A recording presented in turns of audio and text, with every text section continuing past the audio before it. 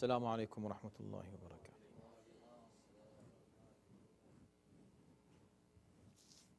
حضرات، آج جمادی الاولیٰ کی 27 تاریخ ہے اور مارچ کی 29 تاریخ ہے 2014، اور آج ہم انشاءاللہ سورہ مبارکہ مائدہ کی آیت نمبر 36 سے لے کر 40 تک 5 آیات کی تلاوت کا شرف حاصل کریں گے، 36 سے 40 تک۔ اعوذ باللہ من الشیطان الرجیم، بسم اللہ الرحمن الرحیم۔ الحمد للہ رب العالمین والصلاة والسلام علی سیدنا و نبینا و مولانا ابی القاسم محمد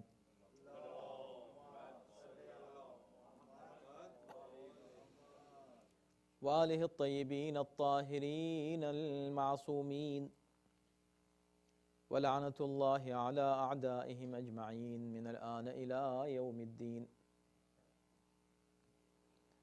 اما بعد فقد قال اللہ فی کتابہ الکریم، بسم اللہ الرحمن الرحیم، ان الذین کفروا لو ان لهم ما فی الارض جميعا ومثله معه لیفتدوا به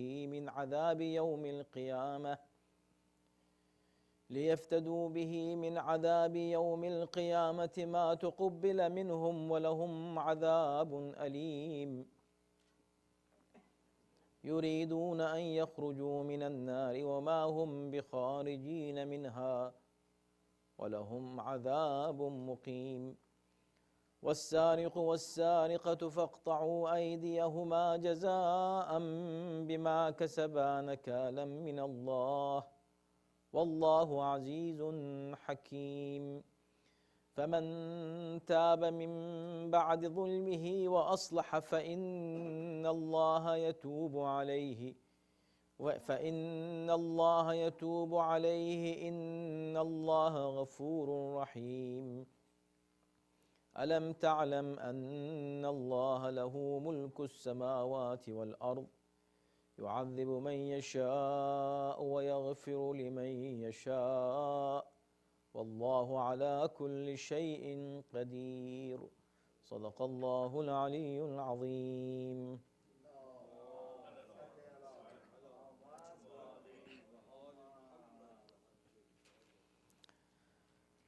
جن لوگوں نے کفر اختیار کیا، اگر ان کے پاس پوری زمین کا سارا سرمایہ ہو اور اس کے ساتھ اتنا ہی اور بھی ہو، اور وہ چاہیں کہ اسے فدیے میں دے کر روز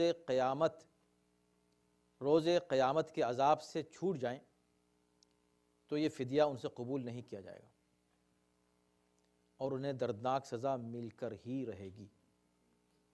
وہ ہمیشہ چاہیں گے کہ جہنم کی آگ سے نکل بھاگیں، مگر وہ اس سے نکل نہ سکیں گے اور ان کے لیے مسلسل عذاب باقی رہے گا۔ اور چور کی خواہ مرد ہو یا عورت، سزا یہ ہے کہ اس کے ہاتھ کاٹ ڈالو۔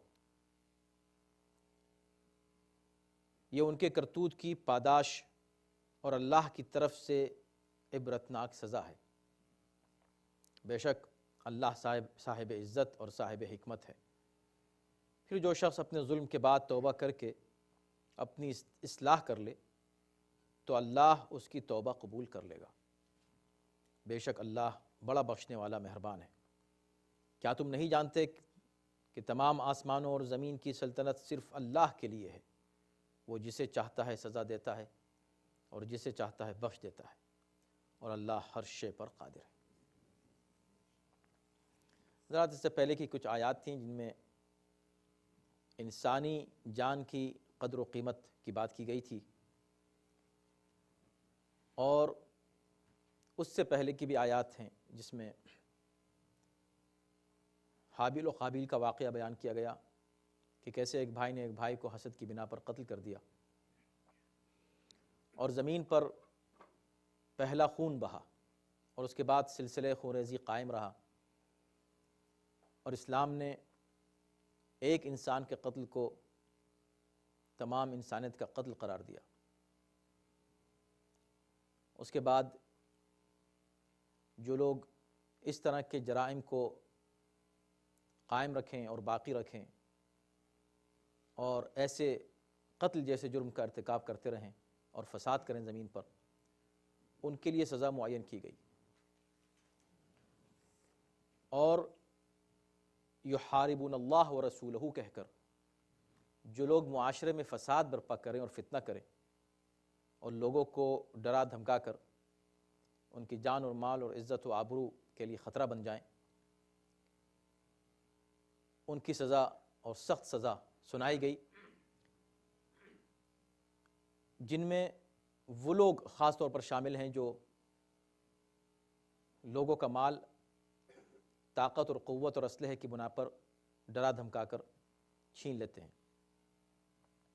انہیں ڈاکو کہا جاتا ہے، انہیں لٹیرا کہا جاتا ہے۔ لیکن انہی میں کی ایک قسم ہے، اسی طرح کا ایک فساد برپا کرنے والوں کی قسم ہے جنہیں چور کہا جاتا ہے۔ ان کے تعلق سے آج تھوڑی سی گفتگو ہوگی، اس لیے کہ آج کی آیت میں ان کے لیے بھی ایک سزا معین کی گئی ہے جس پر کافی شور مچایا جاتا ہے۔ اس سزا کے تذکرے سے پہلے ایک بات یہ کہی گئی کہ جو بھی ہم سزائیں سنا رہے ہیں یہ یہاں کی سزائیں ہیں، دنیا کی سزائیں۔ آخرت کی سزا بہت ہی سخت اور شدید ہے۔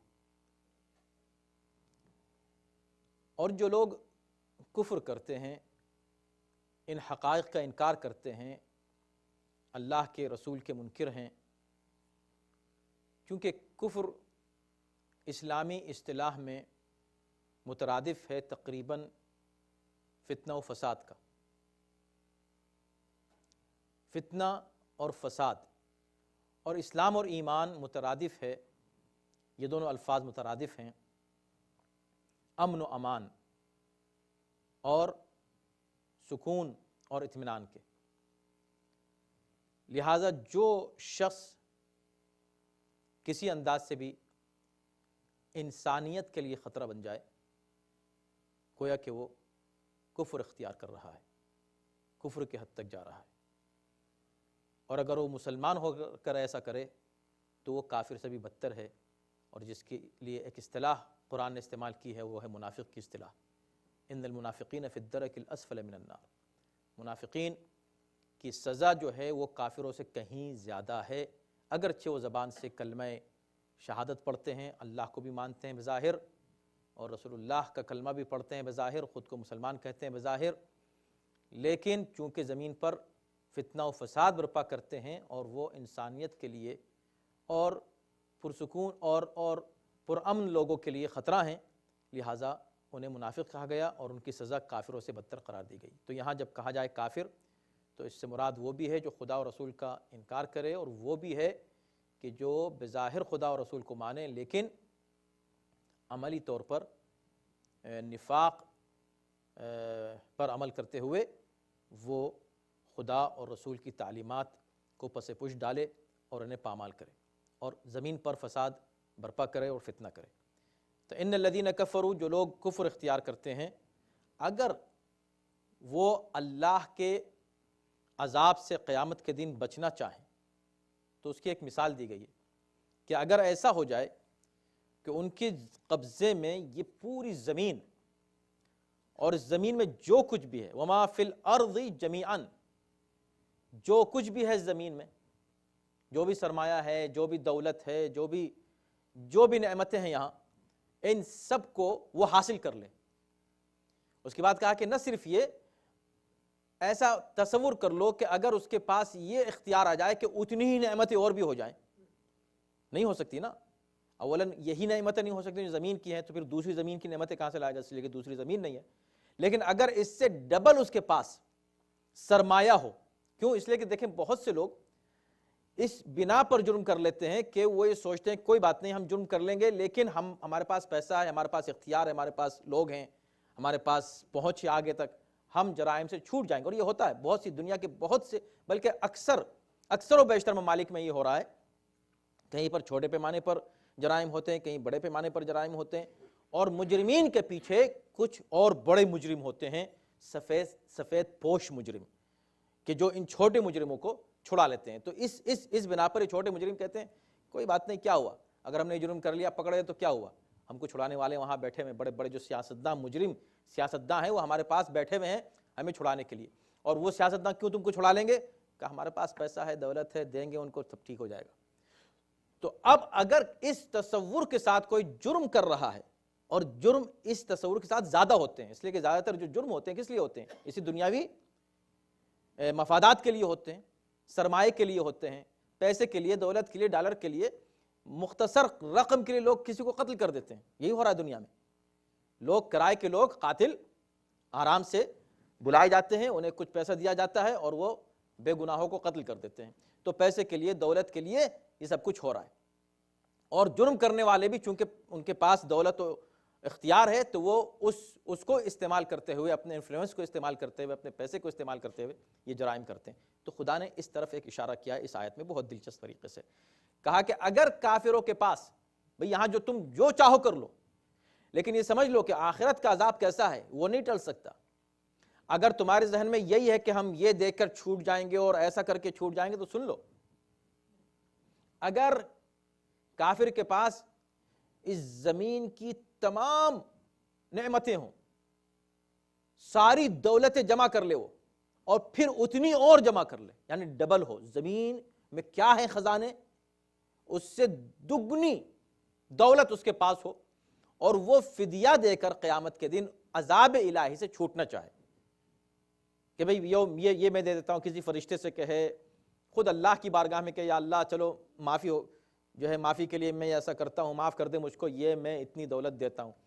اگر اس کے پاس نہیں ہو سکتی، لیکن اگر تصور کر لو کہ اگر ایسا ہو بھی جائے تو بھی اس سے قبول نہیں کیا جائے گا، کوئی فدیہ اس سے قبول نہیں کیا جائے گا۔ اور قیامت میں وَلَهُمْ عَذَابٌ عَلِيمٌ، اور ان کے لیے علیم عذاب ہوگا۔ آپ جانتے ہیں کہ ہر آیت کے اختتام پر جو ٹکڑا ہوتا ہے وہ بڑا دلچسپ اور بڑا مربوط ہوتا ہے پہلے مضمون سے، گویا کہ ایک چھوٹی چھوٹی آیتیں بھی جب اختتام پر اس کا جو اختتام ہوتا ہے وہ کنکلوژن ہوتا ہے، پورے مفہوم کو سمیٹ دیتا ہے، اور اس سے ایسا مربوط ہوتا ہے کہ اگر اس کو ہٹا لیں تو مفہوم بدل جائے۔ وَلَهُمْ عَذَابٌ علیم، ان کے لیے دردناک عذاب ہے۔ اس کے بعد کی آیت کیا ہے؟ یریدون ان یخرجوا منہا، وہ لوگ چاہیں گے کہ اس میں سے نکلتے رہیں، نکلنے کی خواہش کریں گے، ہر وقت چاہیں، جب ان کو موقع ملے وہ چاہیں گے بھئی کسی طرح ہم یہاں سے نکل بھاگیں۔ یہ اشارہ ہو سکتا ہے کہ ان مجرمین کی طرف ہو کہ جو اپنے تمام انفلوئنس کے باوجود، دولت اور پیسے کے باوجود سزا کاٹنے کے لیے جیل میں چلے گئے، جیل جانے کے بعد بھی مطمئن رہتے ہیں، کوئی بات نہیں، نکل جائیں گے، ہمارے نکلنے والے موجود ہیں، اور کوئی نکالنے والا نہیں تو ہمارے پاس ایسی ٹرکس ہیں کہ ہم خود نکل لیں گے، کوئی سرنگ بنا لیں گے، نکل لیں گے، کہیں سے اوپر سے جو ہے چھلانگ لگا کے نکل لیں گے، وہاں کے جو ذمہ دار ہیں جیل کے ان کو رشوت دے کے نکل لیں گے، جو بھی چاہے نکل لیں گے، جانے کیا پریشانی اگر چلے گئے تو نکلنا چاہیں گے۔ قرآن کہہ رہا ہے کہ وہاں یہ ایسا عذاب ہے، دنیاوی عذاب مت سمجھو اس کو، یہ وہ عذاب ہے کہ جہاں وہ لوگ چاہیں گے نکلنا مگر نہیں نکل سکیں گے۔ وَلَهُمْ عَذَابٌ مُقِيمٌ، اور ان کے لیے مستقل مسلسل عذاب ہوگا، قائم رہنے والا، مقیم قائم رہنے والا، برقرار رہنے والا عذاب۔ تو اب آپ دیکھیں کہ وہاں کیا کہا عذاب علیم پہلی آیت میں، اور یہاں کیا کہا عذاب مقیم، دونوں کا ربط دیکھیں آیتوں سے۔ پہلے میں چونکہ وہ عذاب الہی کو ہلکا سمجھ کے رہے، کیا ہوا ہوگا، عذاب چھوٹ جائیں گے ہمارے پاس، جیسے یہاں چھوٹ جاتے ہیں وہاں چھوٹ جائیں گے، تو کہا کہ نہ صرف تم عذاب سے نہیں چھوٹ سکتے، اتنی دولت دے کر عذاب کی جو شدت ہے تم اس میں بھی کمی نہیں لا سکتے، جتنا دردناک عذاب ہوگا اس وقت اتنا ہی رہے گا، اس دردناک عذاب کی شدت میں تم کمی بھی نہیں لا سکتے۔ عذاب علیم ہوگا تمہارا، نہ صرف عذاب ہوگا، دردناک ہوگا۔ یہاں کیا کہا؟ چونکہ یہاں بات ہو رہی تھی کہ نکلنا چاہ رہے ہیں تو کہا عذاب مقیم، نکلنا چاہ رہے ہو مگر عذاب تو ہمیشہ باقی تمہارے ساتھ رہے گا اور تم بھی مقیم رہو گے ہمیشہ گویا جہنم میں۔ اب یہاں سے بات، جب یہاں تک بات ہو گئی تو اب کہا کہ والسارق والسارقۃ، چور مرد ہو یا عورت، اس کے ہاتھ کاٹ ڈالو۔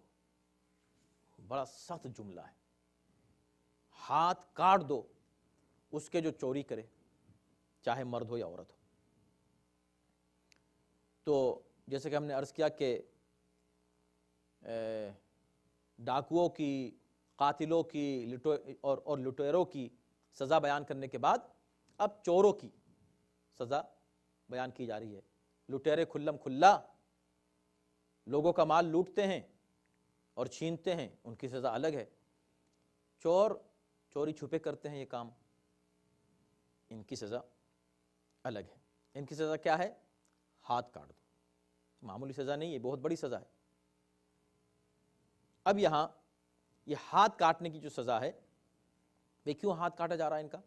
تو خود قرآن نے اس کا جواب دیا ہے، جزاءً بما کسبا، انہوں نے جو کچھ حرکتیں کی ہیں اور جو کرتوت ہیں ان کے، اس کی سزا ہے یہ۔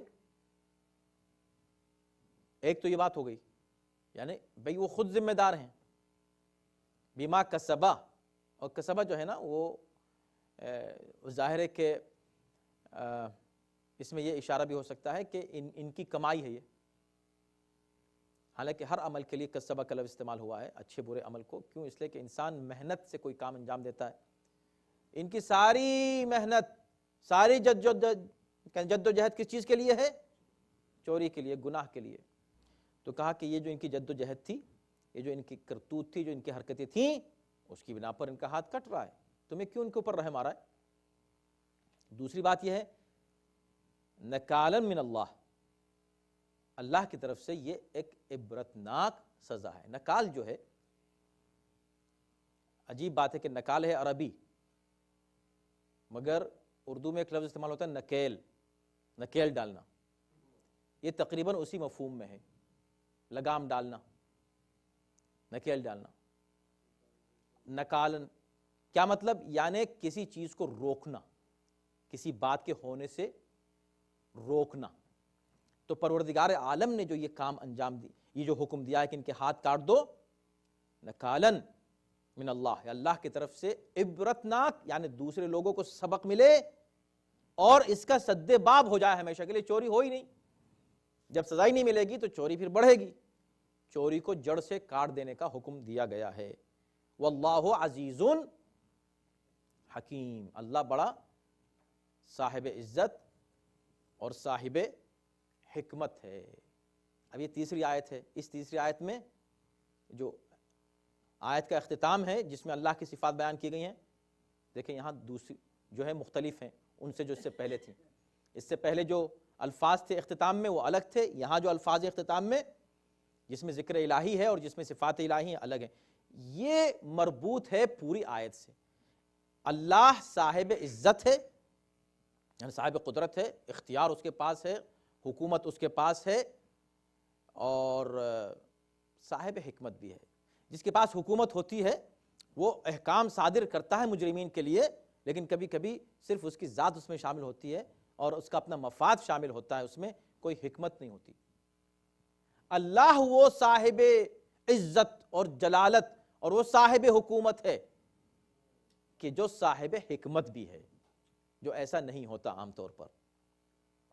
تو اس کا جو حکم ہے صرف اس لیے نہیں کہ وہ صاحب عزت ہے، بس اس کا ایک چونکہ وہ حکمران ہے کائنات کا لہٰذا اس نے کہہ دیا تو کہہ دیا، نہیں، اس نے جو کچھ کہا ہے اس میں بھی حکمت ہے، اس کی طاقت میں بھی حکمت ہے، اس کی قوت میں بھی وزڈم پوشیدہ ہے۔ تو یہ جو وزڈم اور حکمت ہے اس ہاتھ کاٹنے میں موجود ہے، لہٰذا چونکہ ہاتھ کاٹنے کا حکم دیا گیا تھا تو آخر میں عزیز الحکیم کی صفت بیان کی، کوئی اور صفت نہیں۔ اسمعی ایک بہت ہی مشہور شاعر اور ادیب گزرا ہے عرب کا، بہت مشہور۔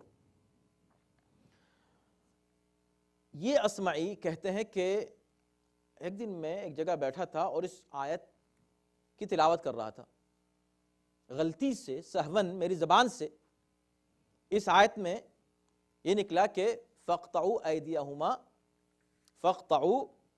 أَيْدِيَهُمَا جَزَاءً بِمَا كَسَبَا نَكَالًا مِنَ اللَّهِ وَاللَّهُ غَفُورٌ رَحِيمٌ۔ میں نے اس کو غفور رحیم پڑھا تو وہاں ایک دیہاتی عرب بیٹھا ہوا تھا، اس نے کہا کہ یہ تم کس کا کلام پڑھ رہے ہو؟ میں نے کہا تم جانتے نا قرآن ہے، یہ قرآن کس کا ہے؟ کہ اللہ کا۔ کہا پھر سے پڑھو۔ اصمعی کہتے میں نے پھر سے پڑھا اس کو، واللہ غفور رحیم۔ تو اس نے کہا کہ یہ اللہ کا کلام نہیں ہے۔ اس نے کہا یہ اللہ کا کلام ہے ہی نہیں۔ تو اصمعی کہتے ہیں کہ جیسے ہی اس دیہاتی نے کہا تو فوراً میں متوجہ ہوا، میں نے پھر سے آیت کو پڑھا، اور جب میں نے تیسری مرتبہ آیت کو پڑھا تو صحیح پڑھا، اور آخر میں نے کہا واللہ عزیز حکیم۔ اس نے کہا ہاں یہ اللہ کا کلام ہے۔ تو اصمعی نے یہ سوچا کہ یہ دیہاتی ہے، مگر ہو سکتا ہے ٹھیک ہے قرآن جانتا ہو، قرآن پڑھتا ہو، قرآن کا حافظ ہو، قرآن کا عالم ہو، کیا پتا کسی کے لباس سے تھوڑی پتہ چلتا ہے۔ تو میں نے اس سے پوچھا کہ بھئی تم کیا قرآن جانتے ہو، قرآن پڑھتے ہو، قاری ہو، حافظ ہو؟ اس نے کہا نہیں، میں کہاں، ایک دیہاتی آدمی ہوں بس، ایک اتنا ہی۔ تو کہا پھر تم کو کیسے پتہ چلا کہ یہ اللہ کا کلام نہیں ہے اور اب یہ اللہ کا کلام ہے؟ تو اس نے کہا بندے خدا تمہیں سوچنا، اور یہ اصمعی بہت بڑے ادیب ہیں، تو اس نے کہا بندے خدا تمہیں سوچنا چاہیے کہ عزت و حکمت کا تقاضا ہے ہاتھ کا کاٹنا۔ عزت اور حکمت کا تقاضا ہے کہ چور کے ہاتھ کاٹے جائیں۔ تم نے کہا غفور الرحیم، اگر غفور الرحیم کا تذکرہ یہاں ہوتا تو خدا ہاتھ کاٹنے کی بات ہی نہ کرتا، اس لیے کہ غفور کا مطلب ہے کہ بخش دیا، رحیم کا مطلب ہے کہ رحمت کر دی۔ جب بخش دیا تو اب ہاتھ کیوں کاٹا جائے گا؟ ایسا بے ربط جملہ ایک آیت میں قرآن میں اللہ کے کلام میں ہو ہی نہیں سکتا۔ میں صرف اتنا جانتا ہوں، اس کے آگے میں نہیں جانتا۔ یہ اس ایک دیہاتی نے، تو یہ قرآن مجید کا کمال ہے اور اس کی عظمت ہے اور اس کی جلالت ہے۔ اور واقعاً اب سوچیں درمیان میں یہ بات آ جائے کہ بھئی 23 سال کے عرصے میں پیغمبر اسلام کن حالات میں تھے۔ یہاں اگر بڑے سے بڑے مقرر کو دیکھ لیجئے، اوریٹر ہو، بڑے سے بڑا خطیب ہو، عالم ہو، لیکچرر ہو، اس کو ایک آدھے گھنٹے کا لیکچر دینے کے لیے کتنی تیاری کرنی پڑتی ہے پوچھیں، کتنا اس کو آمادہ ہونا پڑتا ہے۔ ایک صفحے کا مضمون لکھنے کے لیے اس کو کتنا پیس آف مائنڈ چاہیے۔ 23 سال میں یہ قرآن اترتا گیا، جنگیں بھی ہیں، اختلافات بھی ہیں، دشمن بھی ہے، اور اس کے بعد اپنی ذمہ داریاں بھی ہیں، گھریلو ذمہ داریاں بھی ہیں، معاشرے کے لیے قیامت تک کے لیے ایک سیرت کو سیٹ اپ کر کے جانا ہے۔ فقہ جتنی بھی ہے وہ آپ کی سیرت سے لی جائے گی، ڈوز اینڈ ڈونٹس قیامت تک کے لیے آپ کے بولنے، اٹھنے اور چلنے سے لیے جائیں گے۔ یہ سب کچھ ہو رہا ہے اور اسی میں قرآن آ رہا ہے۔ اگر یہ اللہ کا کلام نہیں ہوتا تو ایک بشر کے لیے ممکن ہی نہیں ہے کہ جو ایسے حالات میں وہ گھرا ہوا ہو اور ایسے دقیق مضامین کو ایسے بہترین بیلنسڈ اسلوب میں پیش کریں۔ یہ ممکن نہیں ہے، یہ خود معجزہ ہے قرآن مجید کا۔ تو خیر، اب آئیے ہم اس پر گفتگو کرتے ہیں کہ یہ جو اللہ نے سزا دی ہے ہاتھ کاٹنے کی، اس میں چند چیزیں ہیں جن پر جلدی جلدی ہم آج گفتگو کریں گے۔ یوں تو بہت ہی تفصیلی گفتگو ہے اور اس پر بڑی کتابیں لکھی گئیں، آرٹیکلز لکھے گئے، بڑے بحثیں ہوئیں، اور آج بھی اس پر بڑا اعتراض ہوتا ہے کہ بھئی اتنی سخت سزا کیوں دی جا رہی ہے ایک چور کو۔ پہلی بات تو یہ ہے کہ جو سزا دی جا رہی ہے اس میں جو حکمت پوشیدہ اس کو بیان کر دیا ہے آیت ہی میں، نکالا من اللہ۔ یہ چوری کو، چونکہ چوری جو ہے وہ ایک ایسی اخلاقی بیماری ہے جو خیانت کی بنا پر ایک انسان سے گویا سرزد ہوتی ہے، اور اس میں یہ بیماری جو ہے رونما ہوتی ہے، جس کے نتائج اگر کوئی شخص چوری کا عادی ہو جائے تو پھر وہی آگے بڑھ کر ڈکیتی کا بھی عادی ہوتا ہے، ڈکیتی کا عادی ہو جائے تو پھر وہ قتل کا بھی عادی ہوتا ہے. یعنی جس کی نظر میں کسی کے مال کی اہمیت نہیں ہے تو کل اس کی نظر میں اس کی جان کی بھی اہمیت کسی کی نہیں ہوگی. تو اسلام تمام برائیوں کو جڑ سے ختم کرتا ہے اور اس کے لیے کچھ سزائیں دیتا ہے. یہ سزائیں 1 یا 2 یا 10 کو ملتی ہیں لیکن اس سے ملینز محفوظ ہو جاتے ہیں. یہی وجہ ہے کہ جہاں پر اس طرح کی سزائیں رائج ہیں سختی سے، وہاں یہ جرم نہیں ہوتے، اور جہاں سزاؤں میں کچھ ڈھیل چھوڑ دی گئی ہے وہاں پر جرائم اور کرائم ہوتے رہتے ہیں. یہ دنیا میں آپ دیکھ لیجئے جہاں جہاں بھی کرائم ہے وہاں صرف اس لیے کہ انہیں تھوڑا سا اطمینان ہوتا ہے کہ ہمیں سزا نہیں ملے گی تو وہ جرم ہو جاتا ہے. آپ سب کچھ چھوڑیں، خود آپ روڈ کے اوپر ڈرائیو کرتے ہوئے جہاں یہ اطمینان ہو جائے کہ پولیس والا یہاں تو ملے گا ہی نہیں تو وہاں اسپیڈ بڑھ جاتی ہے فوراً، اور جہاں کوئی دیکھا کہ کوئی پولیس والا ہے تو پورا روڈ جام ہو گیا. اب جو جس اسپیڈ سے پولیس والا جا رہا ہے اسی اسپیڈ سے پوری گاڑیاں آرام سے بڑے سب بالکل ٹھیک بہت ہی لا ابائڈنگ بن جاتے ہیں فوراً پولیس کو دیکھ کے. تو جہاں سزا کا تھوڑی سی سزا کا خطرہ ہو انسان وہاں کوئی بھی خلاف قانون کام انجام نہیں دیتا. شریعت کا یہ مقصد ہے اس طرح کی سزائیں دینے کا. اور جو لوگ مجرمین کے اوپر جن کو رحم آئے انہیں یہ حق حاصل نہیں ہے کہ وہ انسانیت کی بات کریں. انسانیت کی بات کرتے ہوئے مجرم پر اگر کوئی یہ کہے کہ دہشت گرد ہیں بیچارے ہیں، وہ بھی تو انسان ہے، دہشت گرد ہیں، وہ بھی تو ٹیررسٹ ہے نا بھائی، وہ بھی تو انسان ہے، ٹیررسٹ ہیں. تو جیسے ہی آپ نے کہا کہ وہ جیسے ہی آپ نے ان سے ہمدردی ظاہر کی ٹیررسٹ سے، فوراً ہی آپ انسانیت کے اس دائرے سے خارج ہو گئے کہ جو حقیقی انسانیت ہے اور جہاں ایک انسان کو ہونا چاہیے. تو پہلی بات یہ ہو گئی. دوسری بات یہ ہے کہ یہ دیکھیں کہ یہ جو سزا دی گئی ہے جیسے ہی قرآن میں پڑھتے ہیں اس کے ہاتھ کاٹ ڈالو، لگ رہا ہے کہ ہم سے کہا جا رہا ہے کہ بھئی تم ہاتھ کاٹ دو. یعنی اب ہم نے کسی کو پکڑ لیا کہ اس نے چوری کیا، ہم نے اٹھایا چاقو اس کا ہاتھ کاٹ دیا، جیسے آج کل آپ دیکھ رہے ہیں سیریا میں ہو رہا ہے. اور افسوس کی بات ہے کہ جو کچھ یہ ہو رہا ہے غلط ہے نا بھئی. یہ ہاتھ کاٹ رہے ہیں اگر غلط ہے بنیادی طور پر، وہاں اس کی حمایت ہوتی ہے. کیوں؟ اس لیے کہ وہاں اپنی غرض ہے. ایسے ہی چوروں کی سزا جو ہے اسلام نے دی ہے. یہ چور صرف وہ چور نہیں ہے جو وہاں کسی کا ہاتھ کاٹ رہے ہیں بے گناہوں کا. کسی بے گناہ کو پکڑ لیا، آپ دیکھ رہے ہیں یوٹیوب بھرا ہوا ہے، ہاتھ کاٹ رہے ہیں. اس ہاتھ کاٹنے کو قرآن نے کہا ہے، قرآن نے نہیں کہا ان سے، یہ تو خود چور ہیں، یہ تو خود دہشت گرد ہیں. ان کی تو سزا اس سے پہلے کی آیت میں بیان کی جا چکی ہے کہ کیا ہے. یہ کیسے، ان کو کس نے حق دیا کہ آ کے ہاتھ کاٹیں؟ اور یہ بات ہم بار بار کہہ چکے ہیں کہ جہاں جہاں قرآن مجید میں سزاؤں کا ذکر ہے یہ تم سے ہم سے نہیں ہے.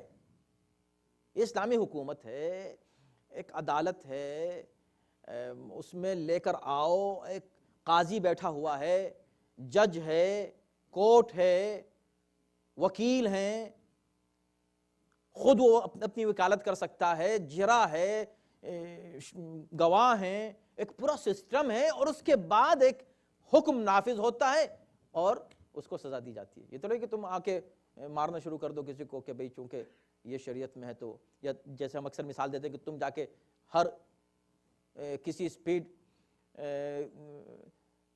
سے جاتی ہوئی گاڑی کو پکڑا اور کہا کہ لو ٹکٹ. تو یہ تو آپ خود جرم کر رہے ہیں، ایسا شخص خود جرم کر رہا ہے، یعنی قانون کو ہاتھ میں لینا ہے. تو دوسری بات یہ ہوئی کہ اس کا تعلق ایک بہت ہی منظم حکومت سے ہے، اور جو لیجیٹیمیٹ حکومت ہو جہاں نظام اسلامی رائج ہو اس سے اس کا تعلق ہے. 2 باتیں ہوئیں. تیسری بات یہ بہت ہی اہم ہے، تیسری کہ بھئی آپ نے ایک چیز دیکھ، ہاتھ کاٹ دیتے. ارے ہاتھ کاٹنے کو دیکھو لیکن کہاں، کون کہہ رہا ہے ہاتھ کاٹو چور کے؟ کس نے کہا ہاتھ کاٹو چور کے؟ خدا نے. قرآن میں کہا نا. اس خدا نے کہا، اس قرآن میں کہا کہ جس خدا نے جگہ جگہ یہ کہا ہے کہ خبردار اگر کوئی بھوکا ہو تو تم ایک لقمہ مت کھانا، خبردار تم پر حرام ہے کہ تم ایک درہم بھی زکوٰۃ کا اپنی جیب میں رکھو، کوئی مستحق تم کو ملے، خبردار کسی یتیم کا مال مت کھانا، خبردار کسی حقدار کا مال مت کھانا، خبردار کسی کو بھوکے کو دیکھ کے جو ہے خاموشی سے سو نہ جانا۔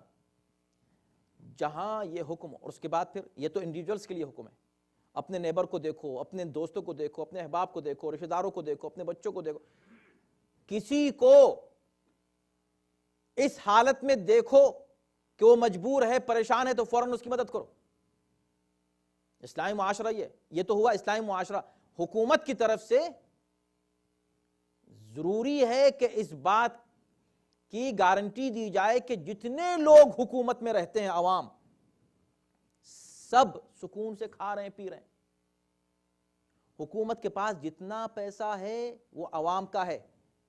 مولائے کائنات امیر المومنین علیہ السلام روزانہ بیت المال میں جتنا پیسہ آتا تھا اس میں جھاڑو دے کر کہتے تھے، دیکھ لو میں جھاڑو دے رہا ہوں، یہاں پر اس میں کچھ بھی نہیں بچا، جھاڑو دے دو، یہاں پر صاف کر دو اس علاقے کو۔ جہاں پر لا کر مال جمع کیا جاتا تھا، خزانہ بیت المال، جہاں لوگ خیانت کرتے تھے، وہاں امانت کا یہ بہترین مثال تاریخ میں موجود ہے امیر المومنین کی۔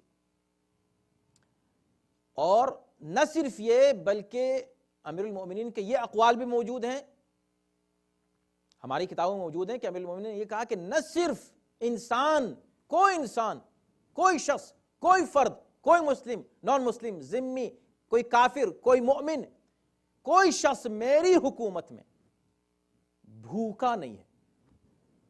یہ دعویٰ کوئی نہیں کر سکتا، یہ امیر المومنین نے کیا کہ کوئی بھوکا نہیں ہے۔ اور ایسا ماحول کریٹ کیا کہ جہاں کوئی شخص محتاج نہیں رہا۔ یہ اسلامی حکومت، اس کا نام ہے۔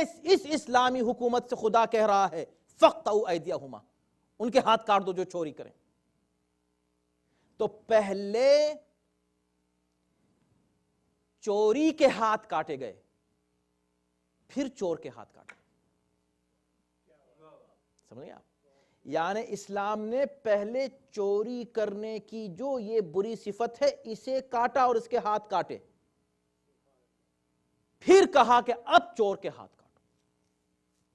کیوں؟ اس لیے کہ اتنا، یعنی اس کے پاس کوئی ریزن نہیں ہے، کوئی سبب نہیں ہے چوری کرنے کا۔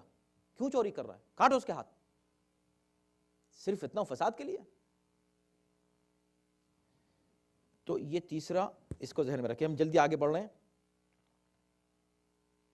اچھا، اسی تیسرے سے چوتھا پوائنٹ مربوط ہے، وہ یہ ہے کہ کبھی کمپیئر نہ کریں ایک ماحول کو دوسرے ماحول سے۔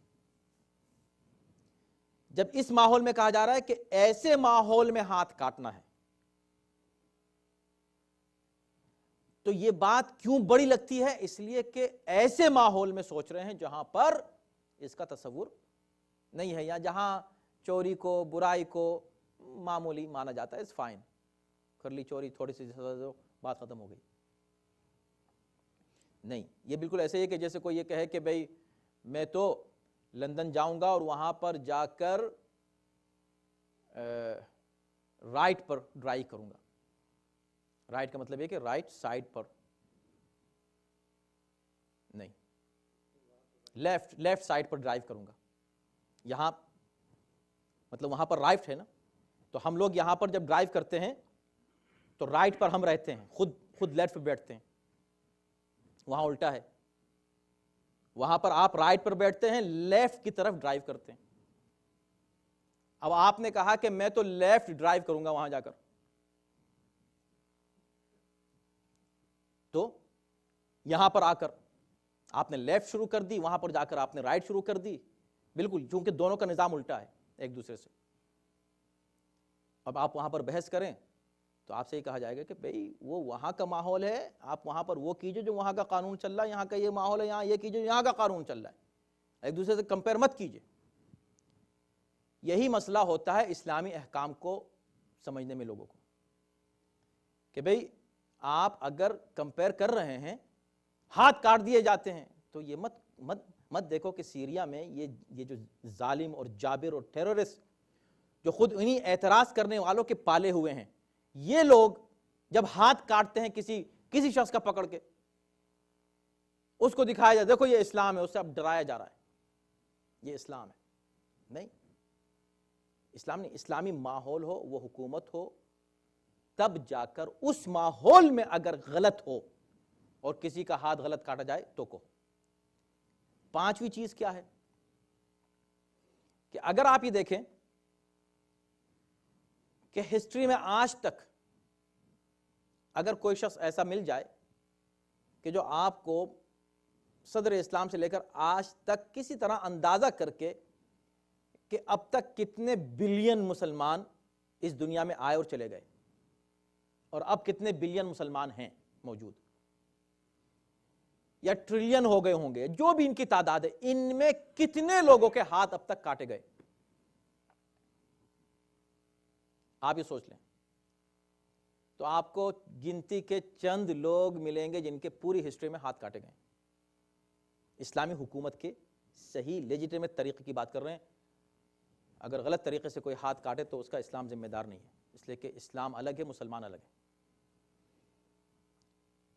تو پتہ چلا کہ یہ ایک ایسی شے ہے کہ جو بہت ہی کم مقدار میں آپ کو ایسے لوگ ملیں گے، بہت ہی کم تعداد میں، اور اس کا شور زیادہ آپ کو ملے گا۔ بہت سی اور باتیں کی جا سکتی ہیں، لیکن چھٹی چیز یہ ہے کہ شرطیں دیکھیں کہ کیا ہے، اور اس کی میں مثال دیتا ہوں اکثر کہ اگر آپ یہاں سے جائیں، ہندوستان جائیں، پاکستان جائیں، اور وہاں جا کر کہیں کہ بھئی امریکہ میں تو لوگ بالکل بیچ میں جا کے کھڑے ہو جاتے ہیں، انٹرسیکشن پہ بیچ میں گاڑی روک دی انہوں نے، اچھا خاصا سامنے گرین بھی ہے تب بھی جا کے بیچ میں رکے میں، اور پولیس والا بھی ہے اور لوگ بھی ہیں، کوئی پوچھنے والا نہیں، اور ریڈ لائٹ ہے اور چلے جاتے ہیں، گرین پہ رک جاتے ہیں اور ریڈ پہ چلے جاتے ہیں۔ یہ صحیح ہے یا غلط ہے؟ یہ بات صحیح ہے، لیکن اگر اتنا کہہ کے رک جائیں تو ہر آدمی کہے گا اچھا ہم تو سمجھ رہے تھے کہ امریکہ میں بڑا ڈسپلن ہے، روڈ پہ بہت عمدہ، بہت نظام ہے، سسٹم ہے، آپ کہہ رہے ہیں ہاں بالکل ہم خود رکتے ہیں، ہم خود، اب جا کے اتنا کہتے ہیں میں خود ڈرائیو کر رہا ہوں، میری جو اپنی گاڑی ہے، دیکھا گرین لائٹ ہے، رک گئے ہم گرین پہ، بالکل بیچ میں انٹرسیکشن پہ، وہ بھی نہیں کہ ادھر ادھر، بیچ میں انٹرسیکشن گرین، اور ریڈ ہے، چلے گئے، ٹکٹ نہیں ملتا، بالکل نہیں، it is okay, it's fine, اچھا ہم تو سمجھتے تھے ہندوستان میں، پاکستان میں ریڈ لائٹ پہ چلے جاتے، وہاں بھی ہاں وہاں بھی چلے جاتے ہیں۔ اتنا کہہ کے رک جائیں غلط ہے یا صحیح ہے؟ بتائیے، غلط بات ہے نا، مگر میں کہہ رہا ہوں صحیح ہے، ایسا کرتے ہیں ہم، آپ لوگ بھی کرتے ہیں، سب کرتے ہیں۔ جب آپ کو لیفٹ لینا ہو تو انٹرسیکشن پر گرین پر رکتے ہیں کہ نہیں رکتے؟ رکتے ہیں۔ اب میں نے کب یہ سب نہیں کہا، میں نے یہ کہا کہ رک جاتے ہیں، جا کر گرین پر رک جاتے ہیں۔ اچھا ریڈ پر آپ جاتے ہیں کہ نہیں جاتے ہیں؟ جب رائٹ پہ مڑنا ہے تو بالکل ریڈ دیکھا، دیکھے کہ ادھر سے کوئی گاڑی نہیں آ رہی ہے، اگر ایسا کیا تو پھر آپ رائٹ پر مڑ گئے، مگر لیفٹ پہ نہیں جا سکتے، اور یہ شرطیں اور وہ شرطیں ہم نے کوئی بیان نہیں کی، ہم نے صرف یہ کہہ دیا کہ وہاں جا کے یہاں رک جاتے ہیں اور یہاں چلے جاتے ہیں۔ امپریشن کیا پڑا؟ کیا محسوس ہوا لوگوں کو، سننے والوں کو، کہ امریکہ میں تو بالکل ہی بد نظمی ہے؟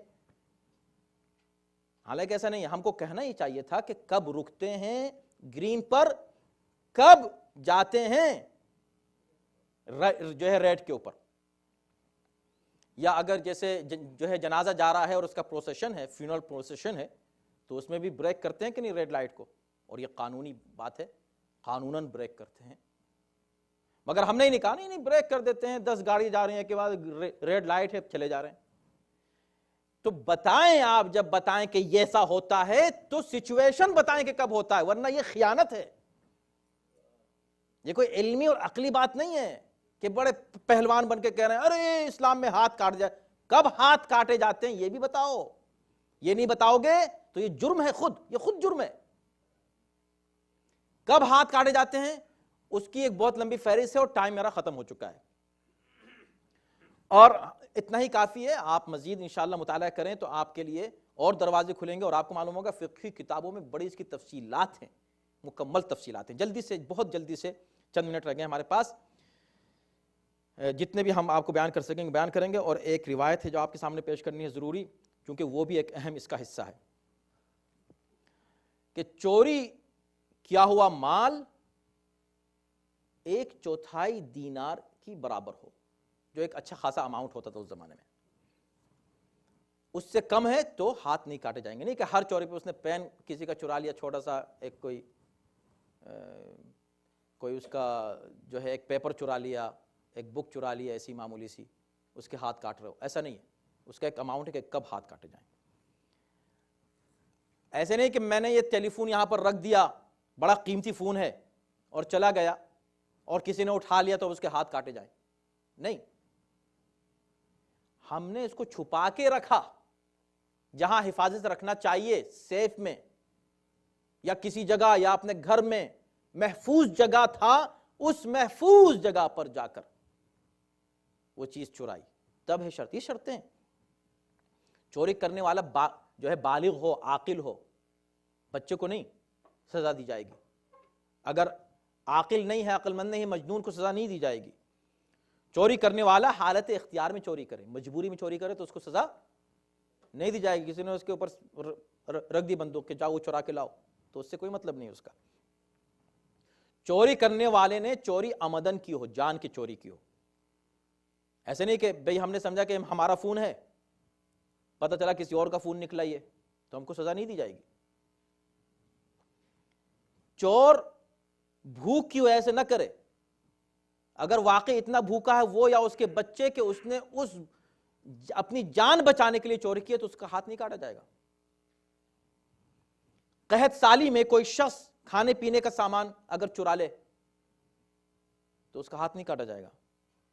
باپ اگر بیٹے کے مال میں سے کچھ چرا لے تو اس کا ہاتھ نہیں کاٹا جائے گا.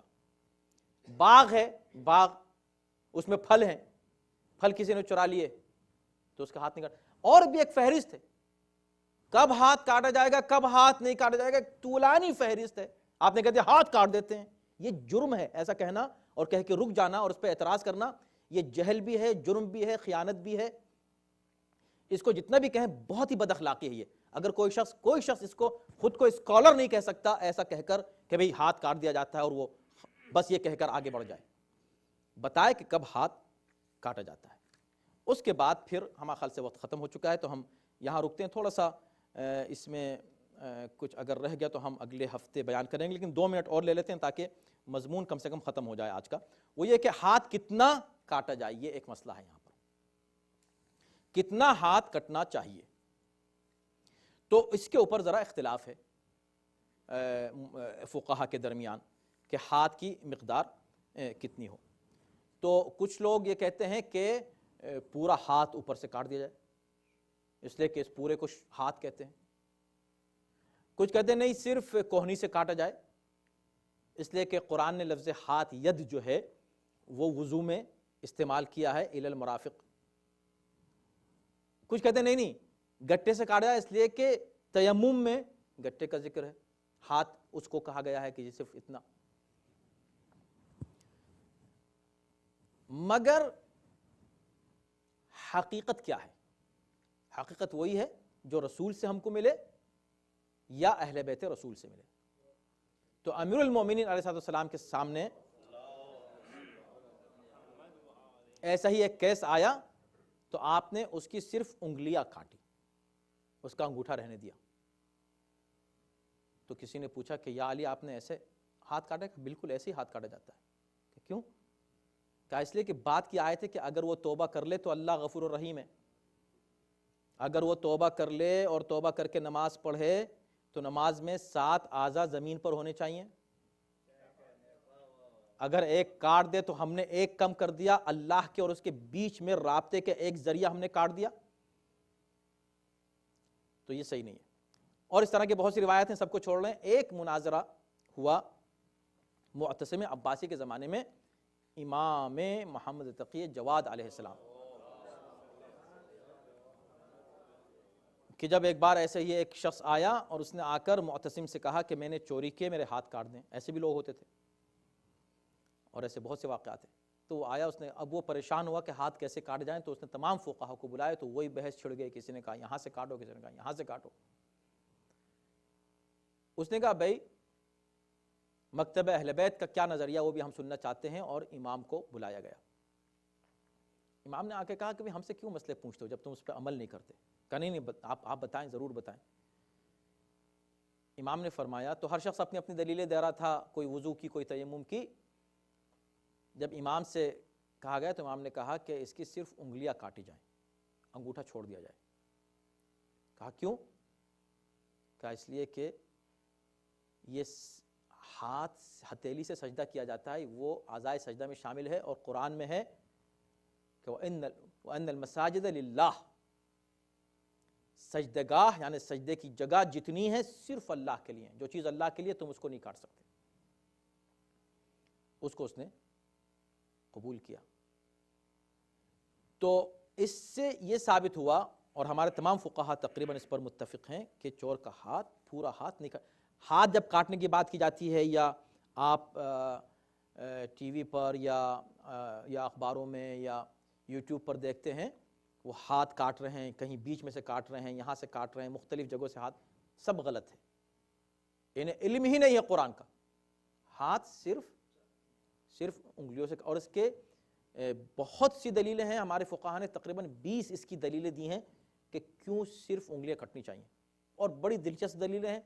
اگر اس پر گفتگو ہو تو پھر ایک اور درس چاہیے اس کے لیے.